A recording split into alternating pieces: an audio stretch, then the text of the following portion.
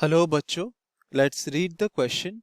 The question says obtain the expression for the energy stored per unit volume in a charged parallel plate capacitor. तो इस question को solve करने के लिए हम जो की कॉन्सेप्ट यूज करेंगे तो हम यहाँ पर लिख सकते हैं जो की कॉन्सेप्ट हम यूज करेंगे वो ये होता है कि अगर हमारे पास एक पैरेलल प्लेट कैपेसिटर है जिसके अक्रॉस हमने एक पोटेंशियल अप्लाई किया है V का, तो the total amount of work done, तो अभी हमें पता है कि कैपेसिटर के बीच में जो क्या होता है हमारा चार्जेस स्टोर होता है। सो हम यहाँ पर लिख सकते हैं कि चार्ज हमारा ऐसे स्टोर्ड होता है। तो अगर पैरेलल प्लेट कैपेसिटर के अक्रॉस हमने एक पोटेंशियल V लगाए थे तो work done to store a charge, a small charge dq between the parallel plates is equal to potential applied multiplied by dq. ये होता है हमारा work done to store a charge, small charge dq within the space of the parallel plate capacitors. और इस concept को use करके हम find out करेंगे the energy stored per unit volume. तो हमारे पास हम अज्यूम करते हैं कि एक पैरेलल प्लेट कैपेसिटर है जिसके अक्रॉस हमने एक पोटेंशियल अप्लाई किया है इक्वल टू V। अब पहले हम अज्यूम करते हैं कि तो अगर ये पॉजिटिव चार्ज है ये नेगेटिव चार्ज है तो मोशन ऑफ चार्ज इस तरह से होगा। और पहले हम अज्यूम करते हैं कि हमने dq amount of charge move कराया है बिटवीन द प्लेट्स, और मूव कराया है कि हम कह सकते हैं कि पहले हमने एक स्मॉल चार्ज dq स्टोर किया है within the capacitor. So जो work done in storing dq amount of charge हमने अज्यूम किया था कितना होगा, potential applied multiplied by dq। और ये वर्क डन जो होता है this is stored as the electrostatic, तो हम यहाँ पे लिख सकते हैं electrostatic potential energy of the capacitor. तो अगर हम एक total of Q charge store कर रहे हैं तो कैपिटल Q यहाँ पर क्या है, टोटल चार्ज हम कैपिटल Q स्टोर कर रहे हैं विद इन द कैपेसिटर, तो टोटल वर्क डन कितना होगा, तो हम लिख सकते हैं ये हो जाएगा simply W total is equal to integration of V dq from 0 to Q। तो पोटेंशियल हमारा कांस्टेंट है तो ये तो 0 से Q dq, तो ये हो जाएगा simply work done in total is simply equal to,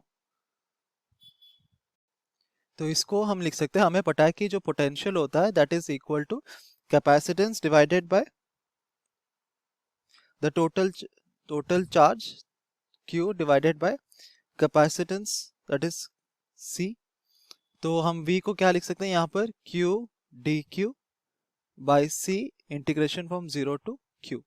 सो ये हो जाएगा 1 by C multiplied by 0 to capital Q Q dq।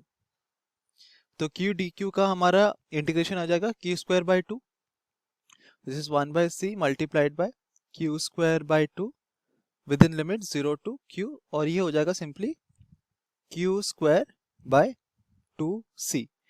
This is the total amount of work done in storing capital Q amount of charge within the plates of the capacitor. और ये total amount of जो work done होगा ये क्या store होगा, it will be equal to the total electrostatic potential energy of the capacitor.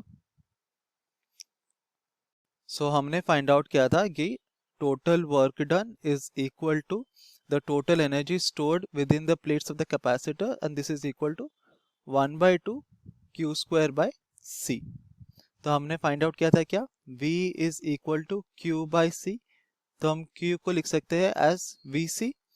तो ये कितना हो जाएगा, ये हो जाएगा V square C square by 2C। तो ये हो जाएगा V स्क्वायर बाय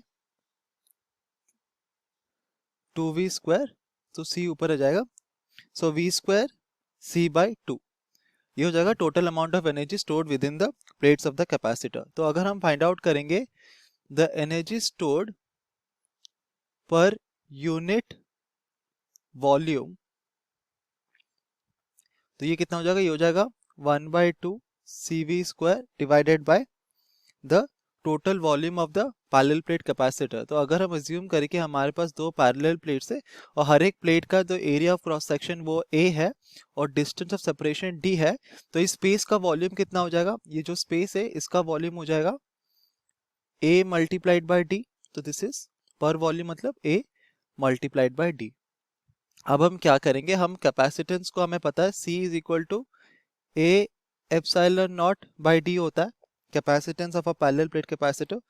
तो इसको लिख सकते हैं as A epsilon naught by d multiplied by V square, and we know that V is equal to electric field multiplied by d, क्योंकि हमें पता है कि electric field is equal to potential gradient minus of dV by dr। तो हम इसको लिख सकते हैं as E square multiplied by d square, और ये whole divided by A multiplied by d. So A and A cancel हो जाएगा, डी स्क्वायर कैंसिल हो जाएगा, और हमारे पास मिलता है the energy stored per unit volume. तो यहाँ पर लिख सकते हैं per unit volume, this is simply equal to 1/2 epsilon naught E square. This is the final answer या 1/2 एप्सिलॉन नॉट E स्क्वायर। हम इसको यहाँ पर अच्छी तरह से लिख सकते हैं 1/2 epsilon naught E square. This is the total energy stored per unit volume. Hope you understood it well. Best of luck.